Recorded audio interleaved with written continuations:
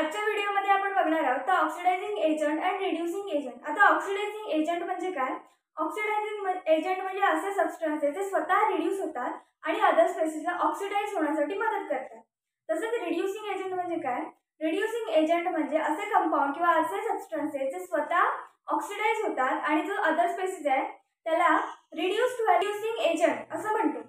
आता for example त्याचं काय? आता आपण एक रिएक्शन बघूया।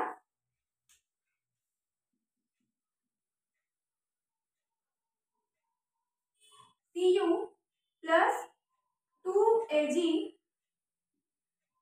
NO3 gives CuNO3 twice plus 2Ag। आता ही रिएक्शन आहे copper plus silver nitrate gives the copper nitrate plus Ag as a metal. आता ह्याच्यामध्ये काय आहे? हा जो कॉपर आहे तो कॉपरवर आधी 0 चार्ज म्हणजे तो न्यूट्रल आहे। Ag हे मेटल आयन फॉर्म मध्ये आहे, त्या आयन फॉर्मला मेटल फॉर्म मध्ये यायचे, मग त्याच्यासाठी त्याला 2 इलेक्ट्रॉनची गरज आहे, म्हणजे त्याला 2 इलेक्ट्रॉन्स हवे। मग हा कॉपर काय करेल? तर हा कॉपर त्याच्याकडचे ते 2 इलेक्ट्रॉन्स आहे ते लूज करेल या Ag ला देऊन। मग हा Ag काय करेल? ह्याला 2 इलेक्ट्रॉनची गरज आहे त्याला मेटल तयार करण्यासाठी। मग हा जो Ag आहे तो या कॉपर कडचे 2 इलेक्ट्रॉन्स घेईल आणि मेटल फॉर्म मध्ये तयार होईल। आता हा मेटल फॉर्म मध्ये तयार झाल्यानंतर Cu2+ हा कॅटायन फॉर्म मध्ये आहे आणि NO3 म्हणजे हा Ag गेल्यानंतर हा NO3- हा सुद्धा anion फॉर्म मध्ये झालाय। मग कॅटायन प्लस anion म्हणजे याची रिएक्शन होणार आहे आणि त्याच्यापासून आपल्याला कॉपर नाइट्रेट कॉम्प्लेक्स तयार झालेला मिळणार। आता इथे जो कॉपर आहे तो कॉपर ऑक्सिडाइज होतोय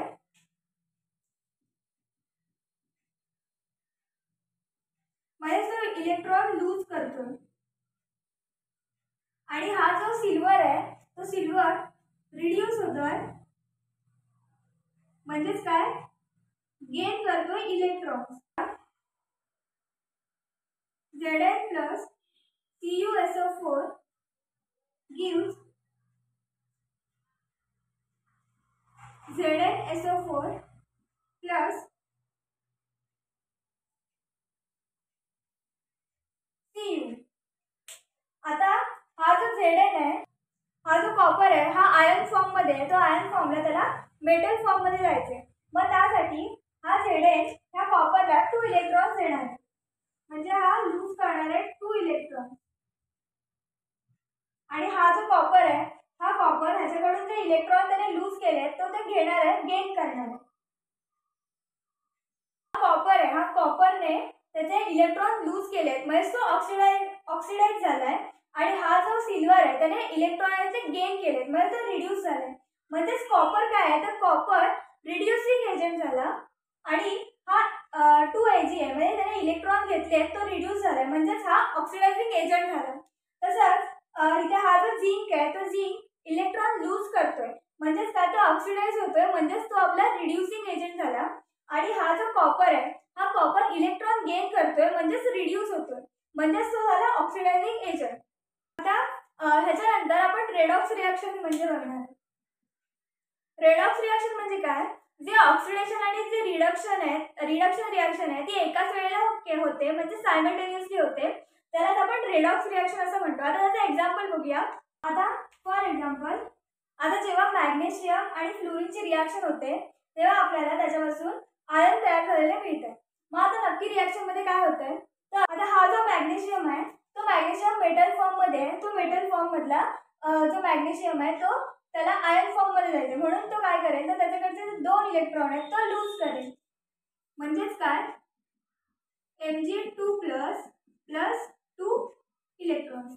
आता हा जो मॅग्नेशियम आहे त्या मॅग्नेशियमने 2 इलेक्ट्रॉन्स लूज केले म्हणून त्याच्यावरती चार्ज आला 2+ म्हणजे त्याने इलेक्ट्रॉन दिले म्हणजेच काय? तो ऑक्सिडाइज झाला म्हणजे ऑक्सिडेशन रिएक्शन झाली, lose of electron, oxidation process. तसंच हा जो फ्लोरीन आहे त्या फ्लोरीनचा जो 1 ॲटम आहे त्या 1 ॲटमवर चार्ज असतो -1। मॅग्नेशियम आहे तर मॅग्नेशियमवर +2 चार्ज आहे। मग हा जो +2 चार्ज आहे ह्याला स्टेबल करण्यासाठी कोणतरी -2 चार्ज असलेला आपल्याला एलिमेंट लागणार आहे. म्हणून या फ्लोरीनवर -1 चार्ज असतो एका फ्लोरीनवर.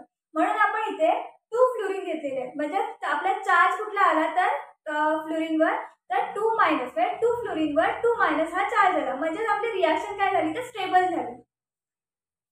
मग 2F.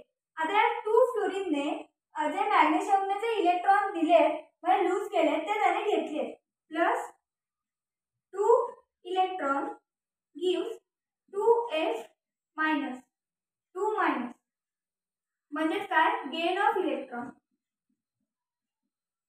म्हणजे इथे रिॲक्शन कुठली झाली तर रिडक्शन. त्याच्यावरून आपल्याला ओव्हरऑल रिॲक्शन लिहायचं म्हणजे रेडॉक्स रिॲक्शन लिहायची. आता हे जे 2 इलेक्ट्रॉन्स आहेत ते कॅन्सल होतील आणि आपल्याला काय मिळेल तर Mg plus 2F gives Mg2 plus 2F minus. म्हणजे जे आपलं ऑक्सिडेशन आहे आणि जे रिडक्शन आहे ते एकाच वेळेला झालंय म्हणून त्याला आपण रेडॉक्स रिॲक्शन असं म्हणतो.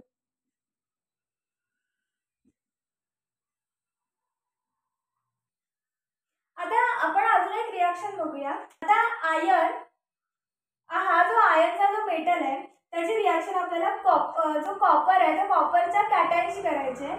आता कॉपरची आणि आयर्नची जी रिॲक्शन झाल्यानंतर आपल्याला त्याच्यातून काय मिळतंय तर आयर्नचा आपल्याला कॅटायन मिळतोय आणि कॉपर ॲज अ मेटल आपल्याला मिळतंय. आता ती रिॲक्शन बघूया नक्की काय होतंय ते.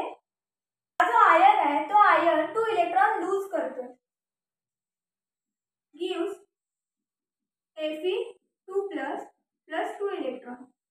म्हणजेच काय हा जो आयर्न आहे हा आयर्न हा 2 इलेक्ट्रॉन लूज करतोय रिमूव्ह करतोय आणि हा जो आयर्नचा जो मेटल आहे तर मेटलचं कन्वर्जन आपल्याला मेटलचं कन्वर्जन आपल्याला आयर्नचं कॅटायन मध्ये झालेलं मिळतं. म्हणजे त्याने काय केलंय तर इलेक्ट्रॉन लूज केले म्हणजे आपल्याला इथे ऑक्सिडेशन रिॲक्शन बघायला मिळते. मग तसंच हा जो कॉपर आहे हा कॉपर 2 प्लस हा कॉपरच्या आयर्नने 2 इलेक्ट्रॉन्स इथे घेतले. 2 इलेक्ट्रॉन याने गेन केले आहेत म्हणजे त्याने 2 इलेक्ट्रॉन घेतले. मग आता ह्याच्यापासून काय मिळते आपल्याला म्हणजेच काय तर ह्या कॉपरला आयर्न फॉर्म मधून मेटल फॉर्म मध्ये यायला 2 इलेक्ट्रॉनची गरज आहे. म्हणून त्याने जो आयर्नने जे 2 इलेक्ट्रॉन लूज केले तर त्याने 2 इलेक्ट्रॉन्स गेन केले म्हणजे त्याने 2 इलेक्ट्रॉन ते घेतले आणि त्याच्यामुळे या कॉपर आयर्न मधून त्याचं कन्वर्जन कॉपरच्या मेटल मध्ये झाले. म्हणजे काय गेन ऑफ इलेक्ट्रॉन. म्हणजेच Fe मेटलचं कन्वर्जन Fe2 प्लस म्हणजे कॅटायन मध्ये झालंय आणि जो कॉपर आहे त्या कॉपर 2 आयर्नचं कन्वर्जन मेटल मध्ये झालेलं दिसतं.